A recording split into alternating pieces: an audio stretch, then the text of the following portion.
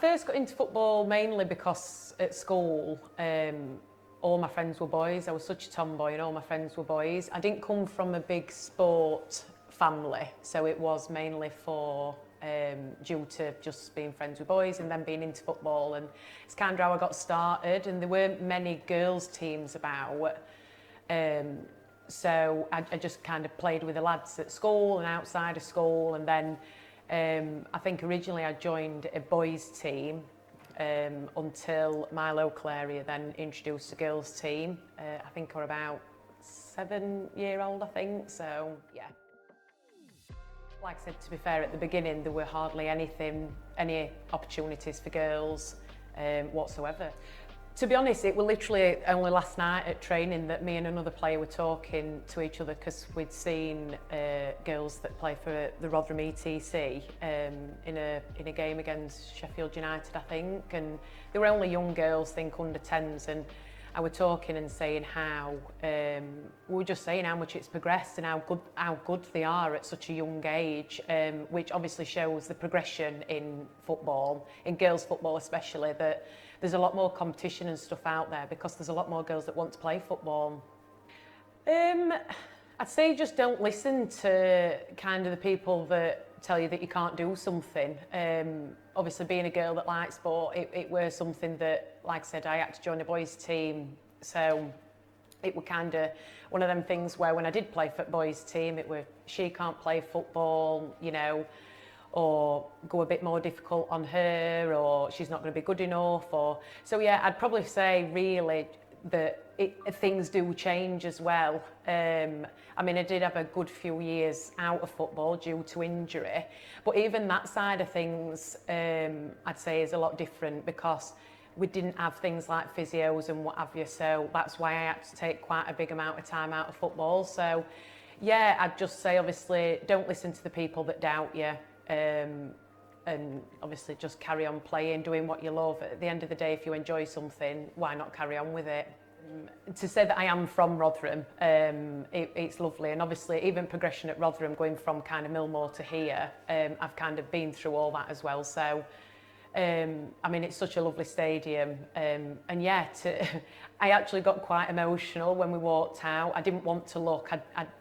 I kind of wanted to look and see my family, but I didn't at the same time. And even the amount of girls, like young girls that were watching, like it were absolutely amazing to see the amount of young girls that came. And even after the game, you know, things like asking for signatures. And to me, I'm a bit of a nobody. You know, I've got a normal job as well as, but I'm doing what I love. And obviously to add to it that I do play for Rotherham United, it's again an amazing opportunity.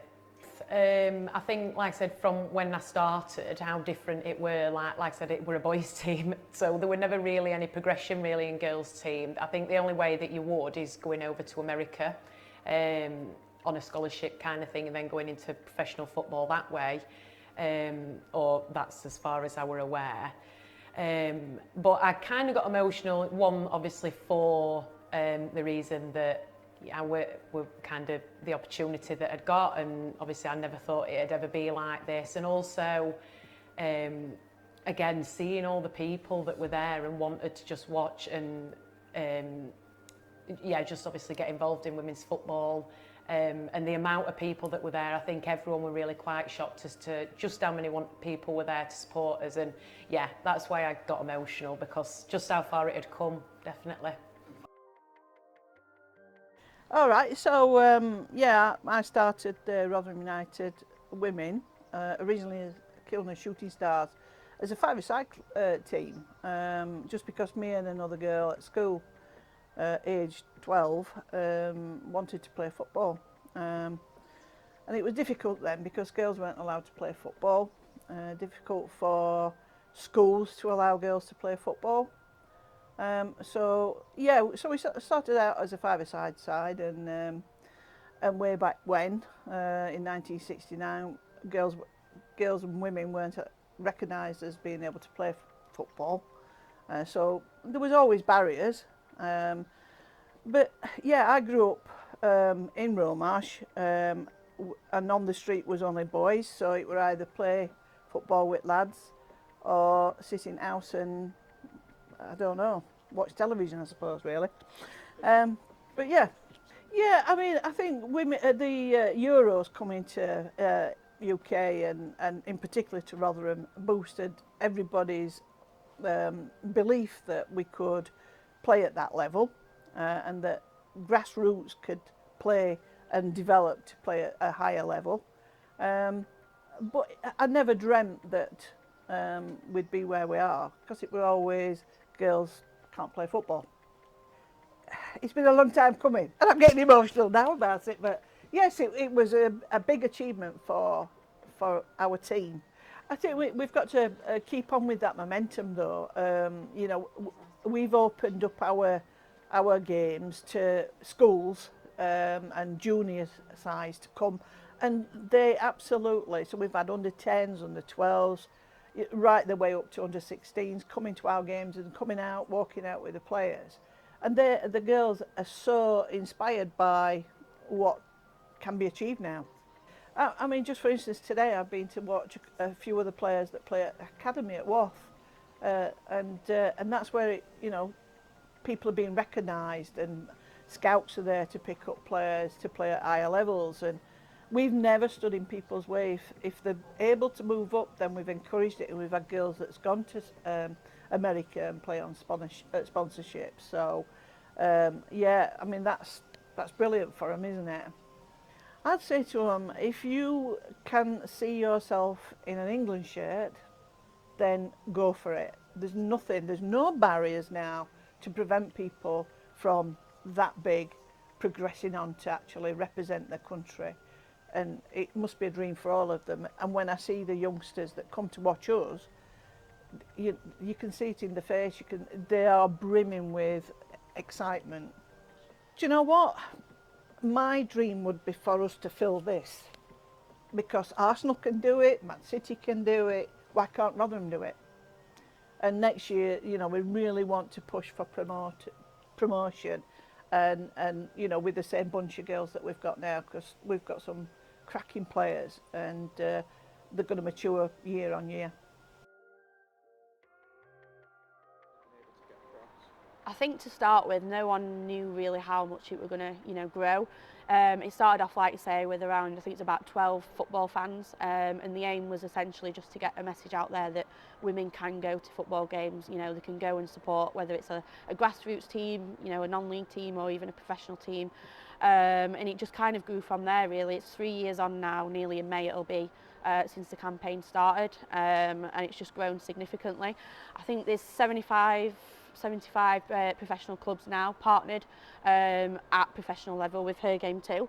So it's really growing. You know, week by week there's new partnerships being announced by clubs, and as it's showing, you know, International Women's Day fixtures across the board.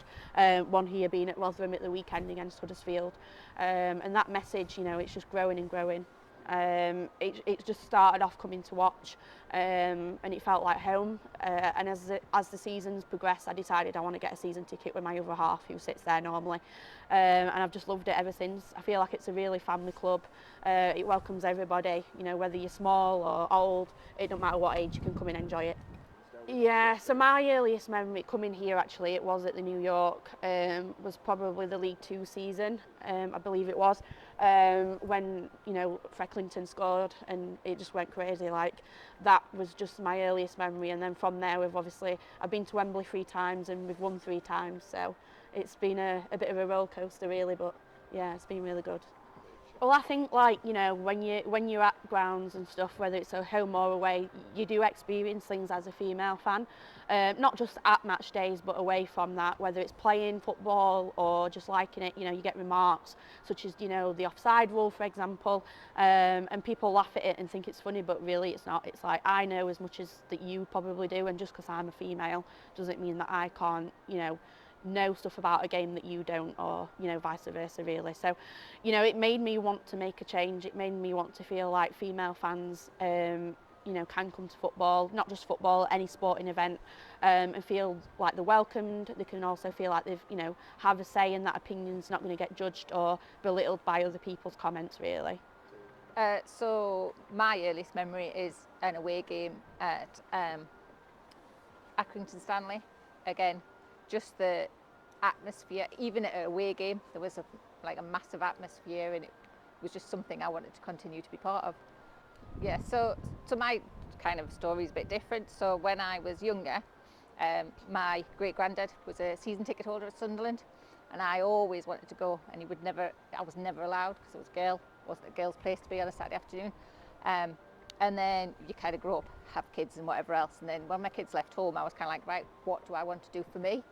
And I went around loads of different clubs, like local clubs like Sheffield United, Sheffield Wednesday, and I just kept coming back to Rotherham. And then you make friends and it becomes a bigger part, and then you get onto like buses to go to away games, and everybody just kind of welcomes you and looks after you, and it becomes a second family as such. A massive change, and I think that's part of why I'm doing this, because I was told no so many times. I couldn't go and play football at school. I had to play rounders. I couldn't go to uni and do forensic science because I was a girl. All these different things all the way through my life, everybody's kind of said no to me, and this is my kind of view to kind of get help so that my daughters don't have to experience the same thing. They can do anything they want to do regardless of whether they're a boy or a girl. Yeah, so and I don't think my life would have been much different, but it was just the fact of nobody should have to have that somebody say no to you. You can achieve whatever you want to do in whatever field you want to do, play whatever game you want to play. So the story I normally tell people is I get a nice cup of tea at half time, and the toilet's flush was the other one.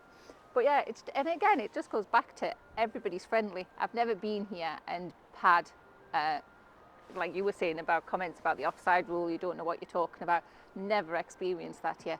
My daughter has come on her own. I've come on my own here, and I've never been kind of pointed out or why are you here, you're a girl kind of thing. It's just welcoming, and yeah, I think there's still a lot to do. Although there's been quite a big uplift in teams getting involved and everything else, I still think there's quite a lot to do, even just in the background of it becoming recognised. And it doesn't have to be one International Women's Day for it to be recognised. It can be all year round. Yeah, I guess like when you first start, I was about 11 when I decided to join a team, and at the time you're kind of looking around. Most of your mates are playing in boys' teams because they are men and boys, and as a girl you kind of have to go, at that age you think I've got to go and play for a women's team only, but there's actually mixed teams at junior level where you can actually play. I think it's up to 15 or 16 in a men's team, but you kind of automatically just think to yourself, I'm not welcome in that environment. I'll get judged if I, go and play there. And sometimes, when you were playing at school and stuff like that, lads would be like, oh, she's all right at playing. And over time they would accept that, and you'd end up just playing with them, whether it's in the playground or whatever. But yeah, there's a lot of, stereotypes that goes off kind of in grassroots, I think. Yeah, it is. It's something that you would never have, it was never thought possible. It would, if you would have said to somebody 15 years ago, oh, they'll win sports personality, they'll sell out Wembley, it would have been you're having a laugh, you've got no chance. Whereas I think now people, as you say, are starting to take it seriously. They are starting to buy tickets just as equally as they do men's game, and probably go to women's games just as much. So with the campaign itself, firstly, like I say, like you said, it started off with a video just with people's powerful messages on, and about what they may have gone through with different comments and stuff on. Like I say, it has grown to professional clubs and non-league clubs, and for me I just want to keep growing that, whether it's with Rotherham United or outside Rotherham United as well, being able to partner with local grassroots clubs as well. I think it would be more to challenge, to not accept no as an answer, to challenge, to have belief in yourself, and to have belief that you can do whatever the next person's doing. It was kind of similar, really. Just believe in your dreams, no matter what that is, whether it's in sport or out of sport. You can do anything, like Sam said. And if you need help, there's always people there that you can go to.